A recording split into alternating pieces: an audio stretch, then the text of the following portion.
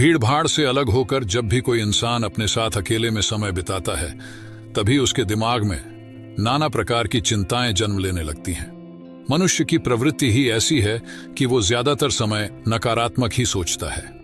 अपने लक्ष्य को कैसे प्राप्त किया जाए, ये सोचने की जगह वो ये सोचता है कि अगर लक्ष्य पूरा नहीं हुआ तो मैं क्या करूंगा। और इस प्रकार की नकारात्मक विचारधारा के कारण जीवन परांत डर डर कर जीता रहता है। अगर पूरी बुद्धिमानी और सजगता के साथ इस डर को समझाना जाए तो यही डर इंसान के पतन का कारण बनता है। ऐसा मनुष्य जो खुद पर शक करता है, खुद पर संदेह करता है, भला वो कैसे सफल हो सकता है। लेकिन बुद्धिमानी से अगर इस डर का उपयोग किया जाए तो यही डर उसकी सबसे बड़ी ताकत बन सकता है। काश केवल एक बार उसने खुद पर विश्वास किया होता तो उसे मालूम होता है कि उसके डर में ही उसकी ताकत का रहस्य छुपा हुआ है। ये कहकर सन्यासी चुप हो गया और चुपचाप अपने कदमों पर ध्यान लगाते हुए जंगली घास पे से आगे बढ़ने लगा। संध्या का समय था। सन्यासी और एक लकड़हारा जंगल में से होकर गांव की तरफ निकल रहे थे। सन्यासी के ये शब्द लकड़हारे को कुछ समझ में नहीं आए। वो सोच रहा था कि डर में ताकत कैसे हो सकती है। डर तो आदमी को कमजोर बनाता है। अपने मन की उत्सुकता को जब वह काबू नहीं कर सका तो उसने सन्यासी से पूछा कि महात्मा, ना आप ये क्या कह रहे हैं कि डर में ताकत होती है? डर तो आदमी को कमजोर बनाता है। उसे तो अपना डर दूर करना चाहिए। करारा अपनी बात पूरी कर पाता उससे पहले ही उसे एक शेर की दहाड़ सुनाई दी। शेर की गर्जन सुनकर लकड़हारे का रोम रोम कांप गया। उसके कान खड़े हो गए। जंगल से आती एक एक आहट उसे साफ सुनाई दे रही थी। उसके कदम वहीं पर जम गए थे, वो भी नहीं पा रहा था। उसे पता था कि थोड़ी सी हरकत उसकी जान जोखिम में डाल सकती है। उसका दिल तो तेजी के साथ धड़क रहा था, लेकिन फिर भी वो अपनी सांसों पर काबू पाने का प्रयास कर रहा था। कुछ देर बाद जब खतरा टल गया तब सन्यासी ने कहना शुरू किया। सन्यासी ने कहा कि अभी जब तुम डरे हुए थे तो तुम्हारे शरीर का रोम रोम जाग गया था। जंगल से आ रही छोटी से छोटी आहट पर भी तुम्हारा ध्यान लगा हुआ था। तो इस प्रकार अपने मन के डर के कारण तुम होश में आ पाए, तुम पूरा ध्यान लगा पाए। इससे पहले जब तक तुम्हें शेर की दहाड़ सुनाई नहीं दी थी तब तक तुम अपने विचारों में खोए हुए थे। लेकिन जैसे ही तुम्हें शेर की दहाड़ सुनाई दी वैसे ही तुम्हारे सारे विचार गायब होकर हम वर्तमान में उपस्थित हो गए थे।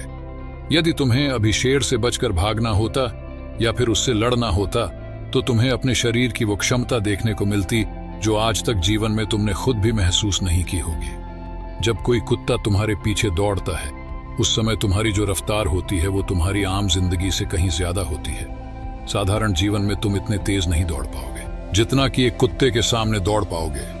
ये ताकत या कहें कि हमारे शरीर की क्षमता अभी देखने को मिलती है।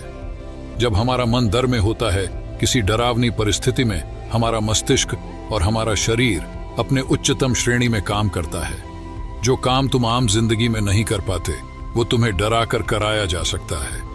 जहां पर भी तुम्हें डर का एहसास होता है वहीं पर तुम्हारी इंद्रियां पूर्ण रूप से सक्रिय हो जाती है। तुम्हारे कानों की सुनने की क्षमता तेज हो जाती है, दृष्टि एकटक हो जाती है, पूरी सजग हो जाती है, सक्रियता बढ़ जाती है। और जैसे जैसे वो डर खत्म होता है वैसे वैसे तुम सुप्त अवस्था में चले जाते हो। तुम सो जाते हो और तुम्हारे इंद्रिय फिर से आराम की स्थिति में चली जाती है। सन्यासी ने लकड़हारे से कहना जारी रखा कि परीक्षा से दिन पहले जो याद करने की तुम्हारी गति होती है वो साधारण याद करने की क्षमता से कहीं तेज होती है। सिर्फ एक बार याद किया हुआ तुम्हें परीक्षा के समय याद रह जाता है और तुम जानते हो कि ये सब परीक्षा के डर से ही होता है। इसीलिए डर को दूर करने की जगह इंसान को ये सोचना चाहिए कि वो अपने डर को ताकत कैसे बना सकता है। जिस प्रकार सुख और दुख, प्रकाश और अंधेरा एक ही सिक्के के दो पहलू होते हैं, उसी प्रकार डर और ताकत भी एक ही सिक्के के दो पहलू होते हैं। जिस प्रकार रोशनी के बिना अंधेरा पूर्ण नहीं होता, सुख के बिना दुख पूर्ण नहीं होता, उसी प्रकार डर के बिना ताकत का भी कोई महत्व नहीं है। लकड़हारा सन्यासी के ज्ञान से बहुत प्रभावित हुआ, उनके चरणों में नतमस्तक हो गया और उनसे पूछा कि महात्मा, अंधेरे को तो दिया जलाकर रोशनी से भरा जा सकता है, लेकिन अपने डर को ताकत में कैसे बदले? इसके लिए कोई उपाय बताएं। इस पर सन्यासी ने कहा कि डर दो प्रकार के होते हैं। सबसे पहला मानसिक डर और दूसरा शारीरिक डर। सन्यासी ने लकड़हारे को समझाते हुए कहना शुरू किया कि मान लो तुम्हें जंगल से होकर गुजरना है और अचानक तुम पाते हो कि तुम्हारे मन में शेर का ख्याल आ गया। अभी तक प्रत्यक्ष रूप में शेर तुम्हारे सामने नहीं आया है ना, उसकी दाढ़ सुनाई दिए मतलब दूर दूर तक कोई अंदेशा नहीं है कि जंगल में शेर मौजूद है, लेकिन शेर का ख्याल आने से तुम्हारे मन में एक डर पनप गया। अब तुम्हारा उठने वाला एक एक कदम उसी डर से अभिभूत होगा। हर समय तुम्हारे मन में यही ख्याल चलेगा कि कहीं शेर न जाए। ये शेर वर्तमान में तुम्हारे सामने नहीं है, ये तुम्हारी बहुविषय की कल्पना है। इसी प्रकार जो मनुष्य अतीत और भविष्य की चिंताओं में डूबा रहता है, वो मानसिक डर का शिकार होता चला जाता है। इसी विडंबना के कारण वो अपने जीवन में जीतने भी निर्णय लेता है। वो सारे मानसिक डर से ग्रसित होते हैं। इसीलिए ज्यादातर मनुष्य पूर्ण रूप से अपने निर्णय पर भरोसा नहीं कर पाते हैं, और यही निर्णय या फिर फैसले जो आधे मन से लिए जाते हैं मनुष्य के कार्य को पूरा नहीं होने देते। लेकिन यह भी सत्य है कि मानसिक डर के कारण ही इंसान अपनी तैयारी पूरी करता है। अगर तुम्हारे मन में शेर का ख्याल नहीं आएगा तो तुम शेर से सुरक्षा के लिए कोई भी कदम नहीं उठाओगे, लेकिन अगर तुम्हें शेर का ख्याल आ गया तो तुम उससे सुरक्षा के लिए कोई ना कोई तरीका जरूर अपनाओगे।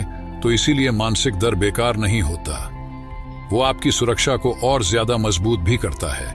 लेकिन समस्या तब शुरू होती है जब आप चाहकर भी कुछ नहीं कर सकते, लेकिन उसके बावजूद आप मानसिक डर झेल रहे होते हो।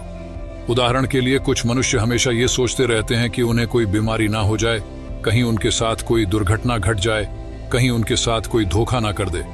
लेकिन इन सब घटनाओं पर उनका कोई जोर नहीं होता है, ये उनके हाथ में नहीं होता है। अगर दुर्घटना होनी होगी तो होगी ही, अगर बीमारी होनी होगी तो होगी ही। अच्छा खानपान और अच्छी दिनचर्या का पालन करने के बाद भी अगर कोई मनुष्य बीमार हो जाता है तो ये उसके नियंत्रण के परे की बात है। अपनी तरफ से उसने पूरी कोशिश की और यही उसका कर्तव्य था। उसमें कोई कुछ क्या कर सकता है। जो घटनाएं इंसान की पहुंच के परे होती है वो उनसे भी परेशान होता रहता है, उनसे भी उसका मन घबराता रहता है, और यही मानसिक डर उसके पतन का कारण बनता है।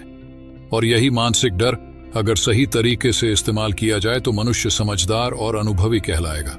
जो इंसान ये सोचता है कि कांटे सिर्फ दर्द देने के लिए ही बने हैं, वो ये भूल जाता है कि कांटे ही फूलों की रक्षा करते हैं। इसी प्रकार एक ज्ञानी मनुष्य किसी भी चीज का उपयोग अपने सकारात्मक तरीके से कर सकता है, लेकिन एक अज्ञानी मनुष्य है अपनी अज्ञानतावश उन चीजों को भी छोड़ देता है जो उसके लिए उपयोगी होती है।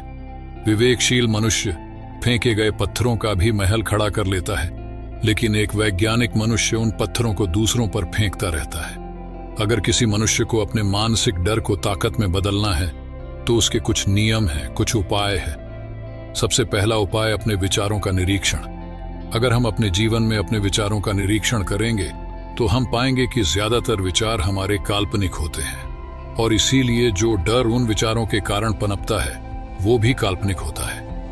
ज्यादा सोचने वाले लोगों को जब सोचने के लिए कुछ नहीं मिलता तो वो निरर्थक बातों के बारे में सोचने लगते हैं, और वो बेकार के विचार उसे तो परेशान करते ही हैं, साथ के साथ उसके परिजनों को, उसके सगे संबंधियों को भी परेशान करते हैं। इसीलिए ज्यादा सोचने वाले लोगों को यह समझना चाहिए कि मन में उठ रहे तमाम विचारों में से काम के विचार कौन से हैं और बेकार के विचार कौन से हैं। जो निरर्थक विचार हो उन्हें दूर करते जाओ, और जो सार्थक विचार हो उनको गहराई से सोचना शुरू करो। तभी तुम्हारी समस्याओं के, तुम्हारी उलझनों के उपाय निकलेंगे। मानसिक डर को दूर करने का दूसरा उपाय है उसका सामना करना। इसका मतलब यह नहीं है कि तुम शेर के सामने जाकर खड़े हो जाओ, बल्कि इसका मतलब यह है कि पूर्ण सुरक्षा के साथ तुम जंगल में जा रहे हो। यदि जंगल में जाना बहुत आवश्यक है तो तुम शेर के डर से अपने घर पर नहीं बैठ सकते हो। इसी प्रकार मनुष्य के जीवन में बहुत सारे डर होते हैं, जैसे कि परीक्षा का डर, लक्ष्य न पाने का डर, झूठ बोलने का डर, सच के पता लग जाने का डर, अपनों को खो देने का डर, दुर्घटना हो जाने का डर। लेकिन जैसे जैसे समय के साथ इन डरों का सामना किया जाता है वैसे वैसे ये डर जीवन से दूर होते चले जाते हैं। अगर तुम इनसे बचने का प्रयास करते हो तो ये जीवन भर तुम्हें सताते रहेंगे। ये तभी दूर हो सकते हैं जब तुम इनका सामना करो। कुछ लोगों को तो दूसरों के सामने खुलकर बात करने में भी डर लगता है। ऐसे लोगों को अनजान लोगों से बात करनी चाहिए। जितना ही वो लोगों से बात करेंगे उतना ही उनके मन का डर दूर होता जाएगा। मानसिक डर को ताकत में बदलने का तीसरा उपाय है अपने डर को स्वीकार करना। बहुत से लोग अपने जीवन में अपने डर को स्वीकार ही नहीं कर पाते। अगर आपको किसी चीज से डर लगता है तो किसी से शर्माने की या झिझकने की जरूरत नहीं है।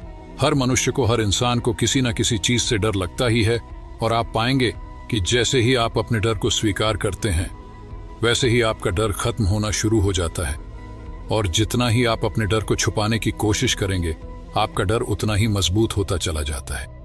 ये सारे तरीके तुम्हारे मानसिक डर को दूर कर सकते हैं, लेकिन शारीरिक डर को दूर करने के लिए तुम्हें दूसरे तरीके अपनाने होंगे। सबसे पहले ये समझो कि शारीरिक डर कौन सा होता है। मान लो तुम किसी जंगल से गुजर रहे हो और अचानक तुम्हारे सामने शेर आ जाता है। तुमने पहले नहीं सोचा था कि शेर तुम्हारे सामने आ सकता है, लेकिन जब वो तुम्हारे सामने आता है तो तुम्हारी सारी शारीरिक गतिविधि या शिथिल हो जाती है।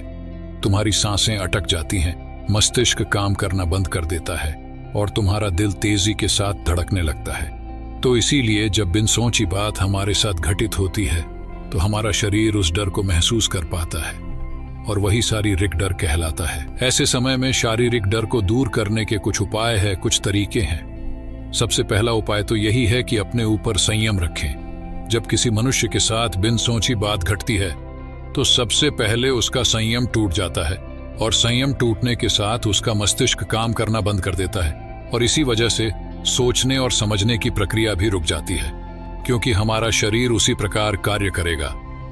इस प्रकार हमारा मस्तिष्क उसे निर्देश देगा।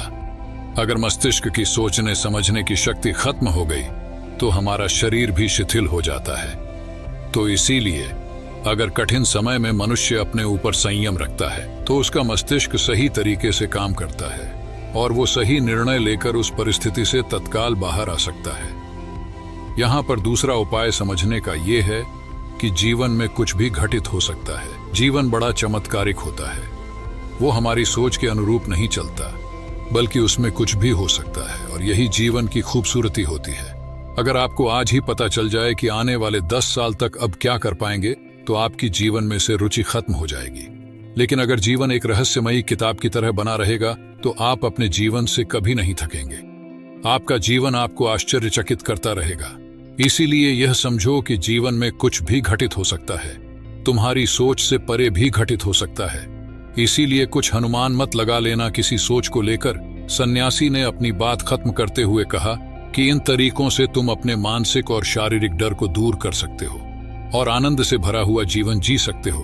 तो दोस्तों, कैसी लगी ये कहानी आपको कमेंट सेक्शन में कमेंट करके जरूर बताना, और साथ ही अपने दोस्तों के साथ भी शेयर करें ताकि उन्हें भी कुछ सीखने को मिले। धन्यवाद। नमो बुद्धाय।